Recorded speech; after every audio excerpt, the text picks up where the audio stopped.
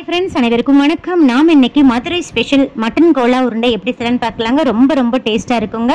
கண்டிப்பா இதே மாதிரி ட்ரை பண்ணி பாருங்க. வாங்க வீடியோக்குள்ள போலாம். அதுக்கு முன்னாடி நம்ம சேனலை சப்ஸ்கிரைப் பண்ணாத நண்பர்கள் ப்ளீஸ் சப்ஸ்கிரைப் பண்ணுங்க, சப்போர்ட் பண்ணுங்க. வாங்க இப்போ வீடியோக்குள்ள போலாம். கோலா உருண்டை செய்யறதுக்கு நான் இன்னைக்கு 15 சின்ன வெங்காயம் எடுத்திருக்கேங்க, 6 பூண்டு பல் பெரிய பல் எடுத்திருக்கேன், 2 இன்ச்சு சைஸுக்கு இஞ்சி தோல் உரிச்சு வச்சிருக்கேன். பாருங்க இந்த சைஸ்ல தேங்காய் பல் எடுத்திருக்கேங்க. இப்போ இதை எல்லாமே நம்ம கட் பண்ணி வச்சுக்கலாம். தேங்காய் பல்ல மட்டும் குட்டி குட்டியா கட் பண்ணிட்டு மிக்ஸி ஜார்ல 4 பல்ஸ் விட்டு துருவன மாதிரி எடுத்து வச்சிருக்கேங்க. ஓரமா இருக்கட்டும். நெக்ஸ்ட் பாருங்க இந்த மாதிரி ஃப்ரையிங் கடாய் எடுத்துக்கோங்க. 2 டீஸ்பூன் ஆயில் சேர்த்துக்கலாம். இப்போ ஸ்பைசஸ் எல்லாம் சேர்த்துடலாம். ஆயில் நல்லா காயட்டும். இப்போ 2 துண்டு பட்டை, 3 கிராம்பு, 2 ஏலக்காய், கொஞ்சமா கல்பாசி, அன்னாசி பூ கொத்து மட்டும் நல்லா குட்டி குட்டியாக கட் பண்ணிட்டு சேர்த்துக்கோங்க. அப்போ தான் மிக்ஸி ஜாரில் அரைப்படும். இப்போ ஸ்பைசஸ் எல்லாம் வெடிக்கவும் நம்ம எடுத்து வச்சிருக்கிற வெங்காயம், பூண்டு, இஞ்சி எல்லாத்தையும் சேர்த்துடலாங்க. சேர்த்துட்டு ஒரு நிமிஷத்துக்கு வெங்காயம் நல்லா வதங்கி கண்ணாடி பதத்துக்கு வர அளவுக்கு நல்லா வதக்கி கொடுத்துருங்க. இப்போ நார்மல் டீஸ்பூன்ல 1 டீஸ்பூன் சீரகம், 1 டீஸ்பூன் சோம்பு, 1 டீஸ்பூன் மிளகு, 1 டீஸ்பூன் கசகசா, நெக்ஸ்ட் 1 டீஸ்பூன் கொத்தமல்லி விதைகள் சேர்க்குறீங்க. நீங்க இந்த பொருட்களை எல்லாம் ஒரே டீஸ்பூன்ல தான் கலந்து எடுத்துக்கணும். நெக்ஸ்ட் காரத்திற்காக 4 மிளகாய் வத்தலை நல்லா உடைச்சு சேர்த்துக்கோங்க.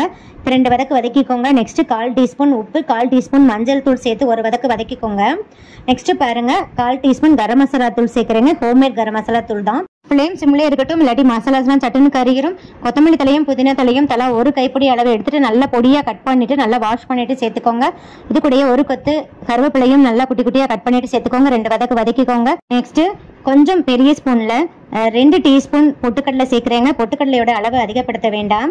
நெக்ஸ்ட் நம்ம எடுத்து வச்சிருக்கிற தேங்காய் துருளை சேர்த்துடலாங்க. சேர்த்துட்டு 2 வதக்கு வதக்கிக்கோங்க.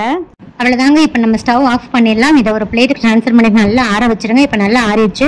இதை மிக்ஸி ஜாரில் சேர்த்துட்டு கொஞ்சம் கூட தண்ணி ஊற்றாமல் நல்லா ஃபைனாக அரைச்சிட்டு வந்து வச்சுக்கோங்க. இது ஒரு ஓரமாக இருக்கட்டும். நெக்ஸ்ட் பாருங்க, நான் இன்னைக்கு 250 கிராம் கொத்துக்கறி வாங்கிட்டு வந்திருக்கேங்க. மட்டன் கொத்துக்கறி வாங்கிட்டு வந்திருக்கேன். இதை வந்து எலும்பு, ஜவ்வு இந்த மாதிரிலாம் எதுவும் இல்லாமல் நல்லா க்ளீனாக வாங்கிக்கோங்க. நல்லா வாங்கிட்டு வந்துட்டு மஞ்சள் தூள், உப்பு போட்டு நல்லா வாஷ் அவுட் பண்ணிடுங்க. 2-3 டைம் வாஷ் பண்ணிட்டு தண்ணி எல்லாம் நல்லா பிழிஞ்சிட்டு எடுத்து வச்சுக்கோங்க.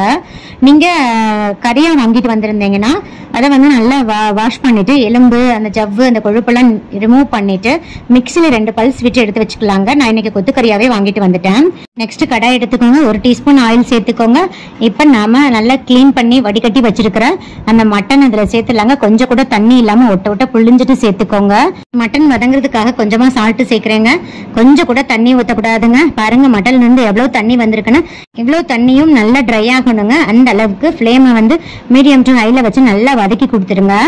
தண்ணி அளவு கொஞ்சம் ட்ரை ஆக நீங்க ஃப்ளேமை வந்து மீடியம்ல வச்சுக்கோங்க. இல்லாட்டி சட்டுன்னு கறிகிறோம். இப்ப பாருங்க தண்ணி எல்லாம் சுத்தமா ட்ரை ஆயிடுச்சுங்க. இப்போ அவ்வளவுதான். நம்ம ஸ்டவ் ஆஃப் பண்ணிட்டு இதை ஒரு பிளேட்டுக்கு டிரான்ஸ்ஃபர் பண்ணிடலாங்க. ஆற வச்சிருங்க. ஆறிச்சு நான் மிக்ஸி ஜாருக்கு சேர்த்துட்டு இது கூடயே நம்ம ஏற்கனவே அரைச்சு வச்சிருந்த மசாலா பேஸ்ட்டையும் சேர்த்துருங்க. சேர்த்துட்டு நல்லா விட்டு ஃபைனா அரைச்சிக்கோங்க. விட்டு தாங்க அரைக்கணும். இப்போ பாருங்க நான் அரைச்சிட்டு வந்துட்டேன்.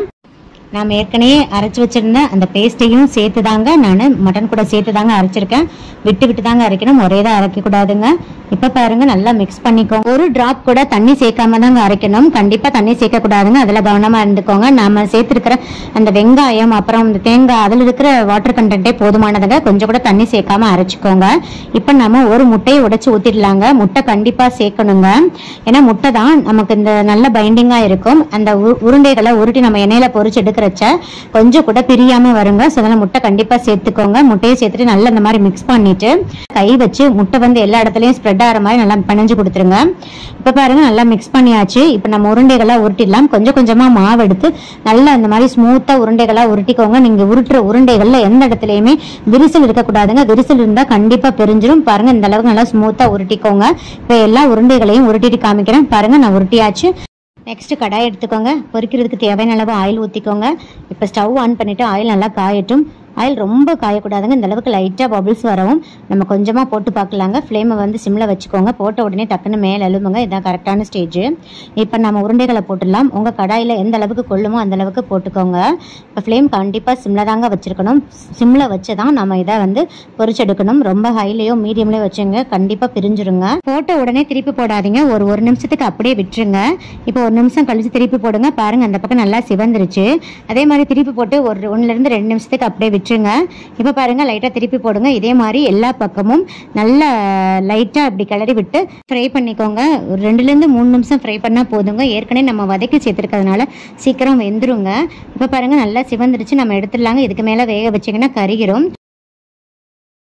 கண்டிப்பாக ஃப்ளேம் சிம்மில் தாங்க இருக்கணும். இதே மாதிரி எல்லா உருண்டைகளையும் நம்ம ஃப்ரை பண்ணி எடுத்துக்கலாங்க. பாருங்கள் ஃப்ரெண்ட்ஸ், ஃபைனலாக நம்மளோட மதுரை ஸ்பெஷல் மட்டன் கோலா உருண்டை ரெடி ஆயிடுச்சுங்க. ரொம்ப ரொம்ப டேஸ்ட்டாக இருக்குங்க. அதிக அளவு எண்ணெயும் குடிக்காது. ஏன்னா நம்ம ஏற்கனவே எல்லா பொருளையும் வதக்கி சேர்த்துருக்கிறதுனால எண்ணெயும் அதிக அளவு குடிக்காதுங்க. பாருங்கள், கருகும் போகாது. பொட்டுக்கடலையும் அதிகமாக சேர்த்தாதாங்க கருகி போயிடும். அதனால தான் நான் கம்மியாக சேர்த்துருக்கேன். அதுக்கு ஆல்டர்னேட்டிவாக முட்டை சேர்த்துருக்கிறதுனால பிரியாமல் வருங்க. சீக்கிரமே ஃப்ரை ஆயிரும். நல்லா கிறிஸ்பியாகவும் இருக்கும். கண்டிப்பாக மட்டன் சாப்பிடாத குழந்தைங்களுக்கு இந்த மாதிரி செஞ்சு கொடுங்க. கண்டிப்பாக விரும்பி சாப்பிடுவாங்க. ஏன்னா இதை மட்டனில் தான் செஞ்சுருக்கோன்றது கண்டுபிடிக்க முடியாது. அந்த அளவுக்கு ரொம்ப டேஸ்ட்டாக இருக்குங்க. ஸோ மறக்காமல் இந்த டிஷ்ஷை ட்ரை பண்ணி பாருங்கள். இந்த வீடியோ பிடிச்சிருந்தா லைக், ஷேர், கமெண்ட் பண்ணுங்கள். மறக்காமல் சப்ஸ்கிரைப் பண்ணுங்கள். பக்கத்தில் இருக்கிற பெல் ஐக்கானையும் கிளிக் பண்ண மறந்துடாதீங்க. அப்போ தான் டெய்லி அப்லோட் பண்ணுற புது வீடியோக்கள் உங்களுக்கு உடனுக்குடன் நோட்டிஃபிகேஷனாக வந்து சேரும். சுவை அறிந்திட சுவைத்து பாருங்கள். நன்றி, வணக்கம்.